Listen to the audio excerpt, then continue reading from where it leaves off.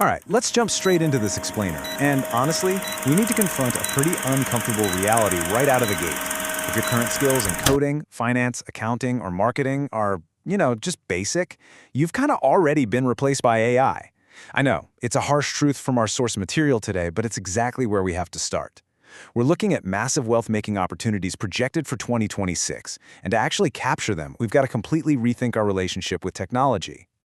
The sources make it incredibly clear that merely surviving the next decade requires a massive shift in mindset. Seriously, you can no longer afford to just be a passive consumer of information or someone who just checks off basic tasks. You absolutely have to transition into a proactive value creator. It's all about cultivating what we're calling the AI wealth attitude. It's not just knowing these tools are out there, it's about how you approach them to solve real-world, highly valuable problems. And to put the sheer scale of this into perspective, surveys show that while 69% of youth are using AI to solve simple, everyday doubts, only about 5 to 10% are using it extensively to actually build things and create value. That leaves a staggering 90% opportunity gap.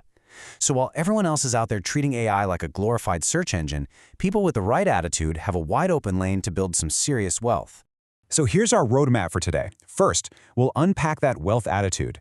Then we're diving into high-value AI workflows, passive and creative income, upgrading Main Street, and finally, exactly how to master your AI skills. Starting with part 1, the wealth attitude, and moving beyond the search bar. We've got to stop treating AI as a simple Q&A machine and start treating it as an engine for value creation. Because here's the thing, understanding the stark contrast is absolutely crucial. As our source puts it, basic prompt engineering, it's actually kind of boring now. It's an outdated way to look at the tech. The new mandatory skill is context engineering. This means knowing exactly how much background info, what specific parameters, and what precise tone to feed the AI so it spits out the perfect ready-to-use result. It's no longer about just asking the right question, it's about setting the perfect stage. To actually get there, you need 3 core internal shifts to form this attitude.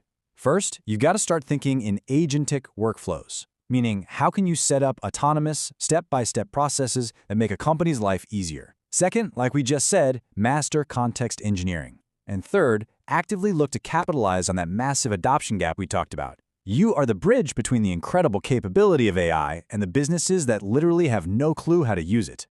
Which brings us perfectly to part 2, high-value AI workflows, focusing on B2B automations and consulting. Let's apply this proactive attitude to a wildly lucrative strategy, poaching competitors' angry customers. Listen to this amazing anecdote from our sources because it perfectly encapsulates the wealth attitude. A Twitter user noticed a competitor's product was getting absolutely roasted in the reviews, so they built an AI workflow to scrape 290 negative 1-star reviews. They reached out to those unhappy people, got 19 calls booked, and closed 8 new clients at an average value of $4,000 each. That generated over $35,000 in revenue for their client, and the creator pocketed a massive commission, all because they saw a problem and automated the solution. And this is literally an agentic workflow in action. It's a beautifully precise chain of tools. Use an AI like Claude to scan Trustpilot for those angry reviews. Then, use a tool like Apollo to track down those specific users' LinkedIn profiles and emails. Next up, use Instantly to send a highly targeted, automated email, offering them a much better solution. Finally, you just drop a calendar link to book the call. You set this whole shebang up once, and it runs every single day, turning your competitors' failures into recurring revenue. Now, if you master tools like Claude, Replit, and Make.com, you can also adopt an AI consultant attitude.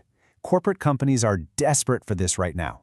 They know they need AI, but they have zero idea where to start. You can charge anywhere from 1 to 5 lakh rupees per session just to train their corporate employees on these tools. But the real wealth, that comes after the training, when you charge massive fees to set up those agentic workflows for their teams, plus a recurring monthly commission just to manage them. All right, let's pivot to part 3, passive and creative income. This is all about monetizing your voice and content to support digital creators. Let's talk about digital assets. The source shares this fascinating example of a user named Priyam Dosh. By simply recording his unique voice once and creating an AI model of it, he created a passive revenue stream that earned him a phenomenal 40,000 rupees. He pulled this off using a platform called 11 Labs. It's a huge AI voice generation site where creators go to find voices for their reels or audiobooks. This is the ultimate set-it-and-forget-it attitude. You upload your high-quality voice model once, submit it to the platform, and whenever someone chooses your voice, 11 Labs pays you a cut of their subscription. Your digital twin is quite literally out there working and collecting revenue on your behalf. But hey, if you want a more active, creative approach, you can put those context engineering skills to work managing content for startup founders. You can use Claude projects to analyze their specific writing tone and then generate highly authentic LinkedIn posts and reel scripts. Pair that with a tool like Mano Banana Pro to instantly whip up high-quality thumbnails. The source notes you can easily charge 10 to 20,000 rupees a month for the writing and 500 to 800 rupees per design. Grab just a few clients, and that scales into a very real, very healthy income. Moving into part 4, upgrading Main Street. Let's talk about bringing this proactive AI attitude right into the physical world by modernizing local brick-and-mortar stores. Think about your own neighborhood for a second. Dentists, pet shops, real estate agencies, interior design boutiques. A surprising number of these businesses are completely invisible on Google simply because they lack a modern website. They are literally losing trust and bleeding customers every single day.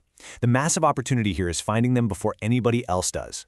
Now, the old way was to pitch them a website and then spend weeks coding it. But with the AI wealth attitude, you move way faster and honestly, way bolder. You spot the missing website. You use heavily refined prompts in AI builders like Lovable or Replit and instantly generate a gorgeous, fully functional site. You literally walk into the business with the finished product already in hand and say, "Hey, I built this for you." You sell the site for a quick 4,000 to 5,000 rupees up front, and then, this is the best part, lock them in for an additional 1,000 to 2,000 rupees a month just to manage and update it. Finally, part 5, mastering your AI skills. Let's look at the specific 2026 learning roadmap. Because maintaining this high-value attitude long-term means you've got to keep leveling up your technical chops. Our source outlines 3 specific Coursera programs depending on where you're currently at. Starting from 0, Andrew Ng's AI for Everyone will teach you to turn ideas into apps in under 30 minutes. If you're ready to be a hands-on builder, IBM's Generative AI Engineering gets you deep into Python and Llama models. And to truly master that context engineering we talked about, Vanderbilt's Prompt Engineering course will turn you into an absolute expert at extracting exactly what you need for these complex workflows. So, as we ramp up this explainer, it all comes back to that one word, attitude. The technology is here, the adoption gap is massive, and these business models are proven.